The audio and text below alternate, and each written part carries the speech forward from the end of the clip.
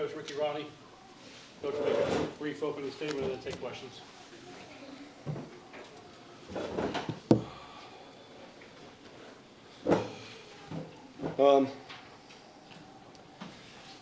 Obviously, we were ready to play in the first half, and we did not make the plays necessary to win the game in the second half. So, I mean, that's on me. Need to close that game out and find a way to win it. So, questions? What was the difference in the first and second half to you? I thought they made some great plays. One kid has 2 one-handed touchdowns.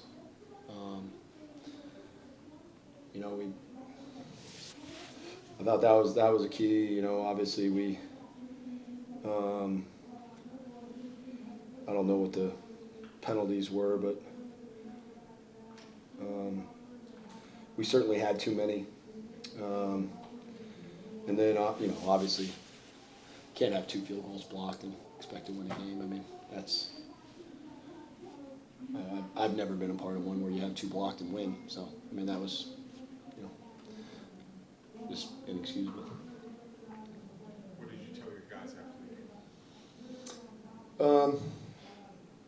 I told them, they made the plays to win the game, and all the credit to them. All the credit in the world goes to those guys and their team and Coach Helton and what they were able to do. I think that's really a critical part too, because you can't have our last game or our last regular season game happen, and we want all the credit in the world for coming back, and then you don't give this team credit for doing the same thing. That's crazy. So obviously we had some plays that we could have made that would have made a difference in the game. But that's any time there's a comeback, and really that's any time in any football game. So I told our guys to make sure that they, shook the hand of every single guy in that room. Because in today's college football, you just never know how that can change and those sort of things. So, I told them, and that's tough sometimes, right?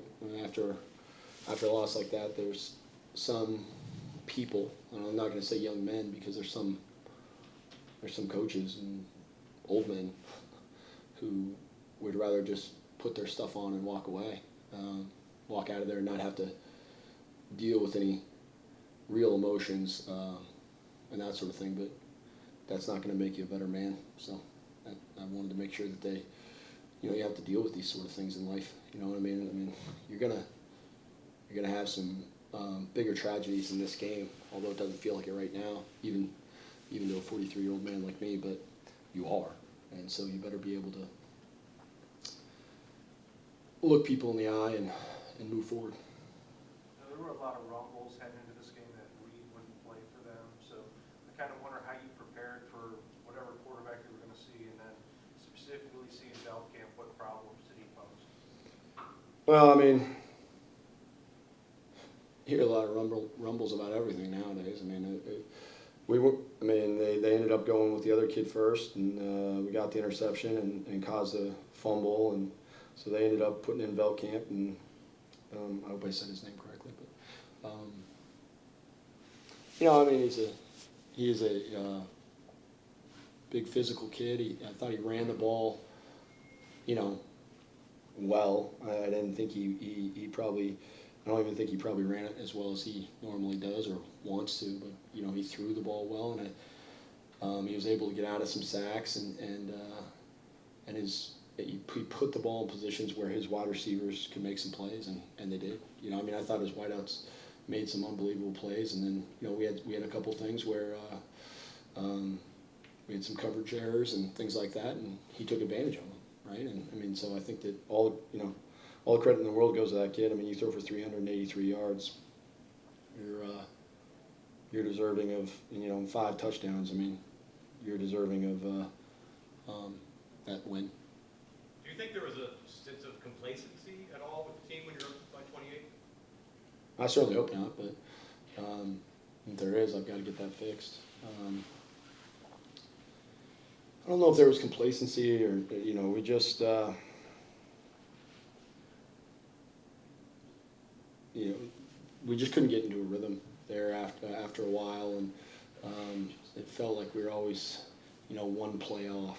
We were 1 yard off, one broken tackle off from getting it going on offense. We were always, one missed tackle or one missed assignment on defense, and then obviously, on special teams, we did some really good things on special teams, but we had some. If you get 2 kicks blocked, that's going to be inexcusable. Especially one that, would have put the game essentially away. You would have been up by 10. And then the other one, obviously, in overtime. That, can't have that happen at the end of the game. What are you going to remember most about the version of this year's team overall?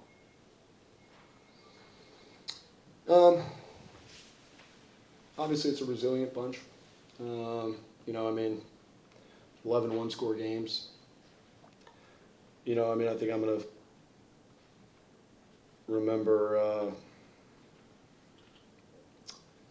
I've got to find a way to help us come out on the right side of more of those one-score games. That's the bottom line. That's my job. So, I'm going to remember a lot of little things, but if I'm just thinking about this season in general and this team, that's what I'm going to think about now.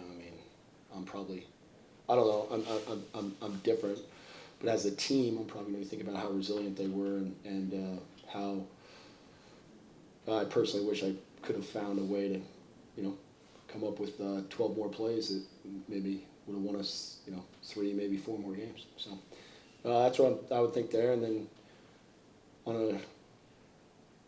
There's little probably memories I'll have about almost every single guy on the team. You know what I mean? But those are kept in a much different brain space. One's the head coach in me, and one's the guy who knows how lucky he is to be able to do this and have human interactions with some of the best 18 to 22-year-old men that this country has to offer. Coach, did they take anything specifically away from you guys, their adjustments at halftime in the second half? No. We didn't finish a run. We didn't finish a block. We didn't do those sort of things. We might have missed a throw here and there, and that sort of thing. Things that I don't think they really made any huge adjustments on defense, and then on offense. I thought they made some plays. They just went out there and made some plays. That's the bottom line. And we were in pretty good position on a lot of those plays. There was a couple where we had some coverage busts and things like that, which is, that's going to come back and bite you. But and those are created too. It's good play design and those sort of things. So, but we also, we just didn't quite finish. I knew finishing was going to be one of the, the 3 things. The 3 things I thought were going to be the most important thing in the game were turnover margin, which obviously we came out on top there. Explosive plays, which I would imagine they probably came on top on that one. And then, finishing the second half.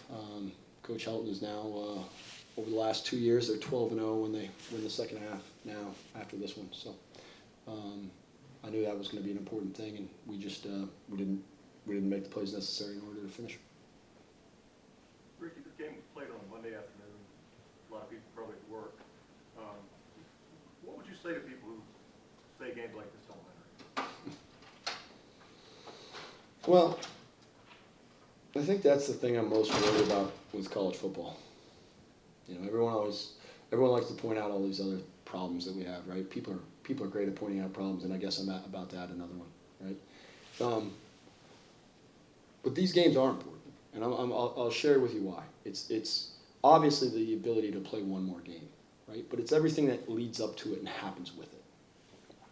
We have a graduation ceremony yesterday because 2 of our young men graduated at semester, and they weren't able to be at their actual graduation ceremony. And I didn't make it mandatory for anybody to come. And I think probably 60 of their teammates showed up, maybe more. Multiple wives of the coaches. Didn't make it mandatory for the coaches. All the coaches showed up. Trainers were there and all sorts of things. There's probably 125 people in the room.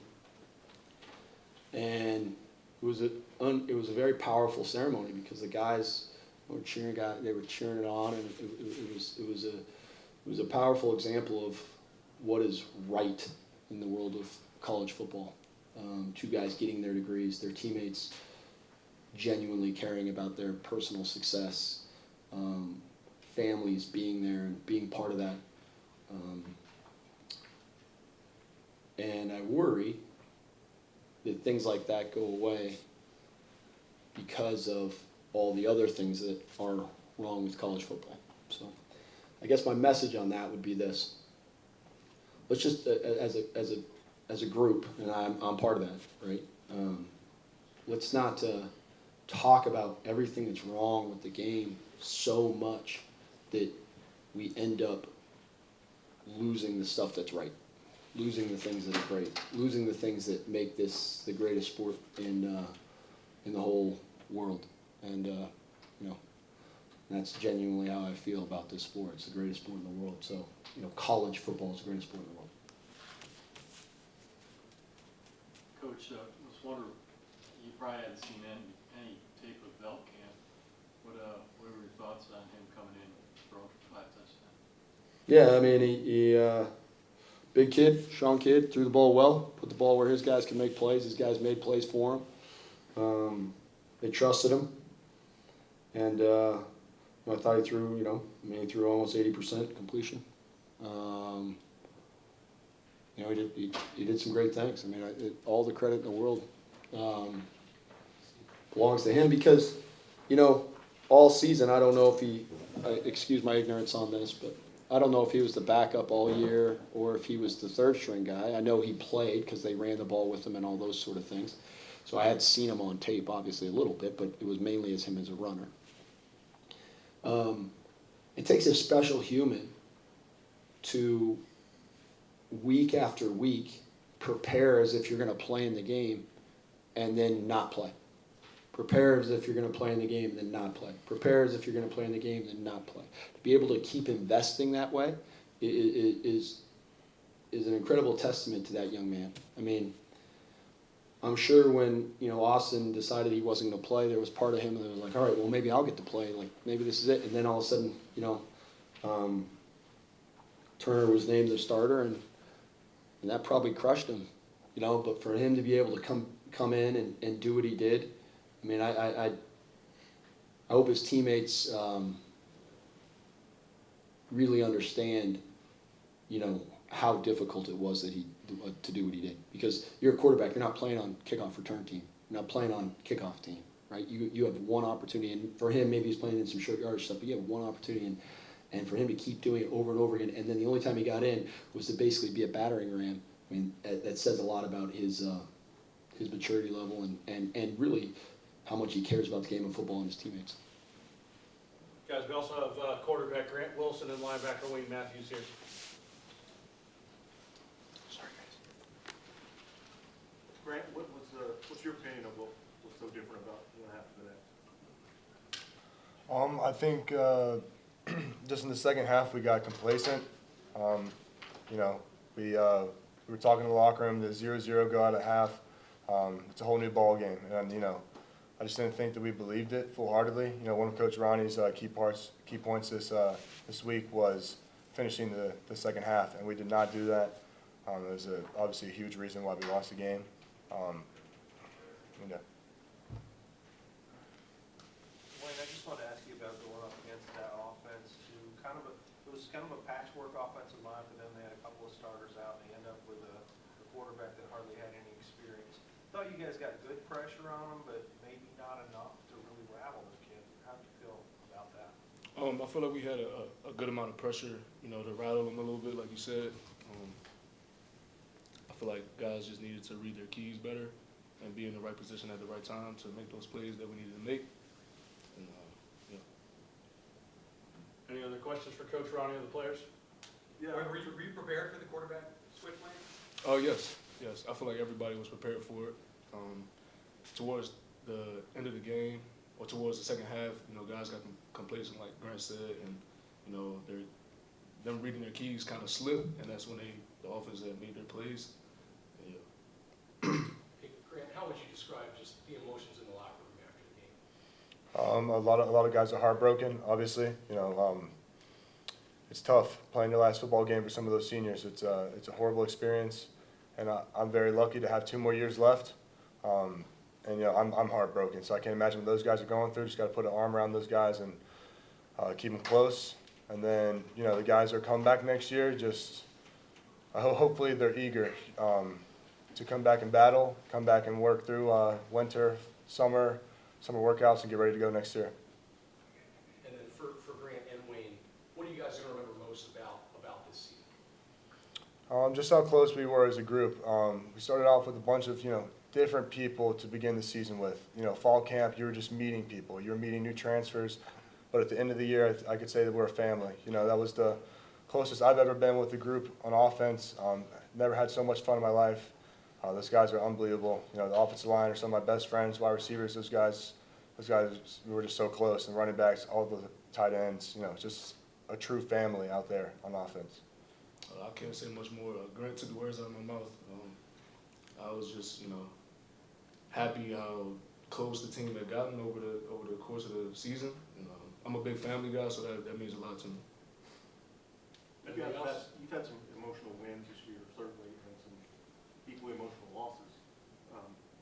How does this game compare as far as how it affects you emotionally? I would say it you know, it sucks just as much as the other losses. Treat every game the same way. It's an opportunity, and we lost this opportunity. And thankfully, I have 2 more years left that I can try to win some more games. All right, thank you guys. Thank you guys. Appreciate it. Thank you. Thanks, guys.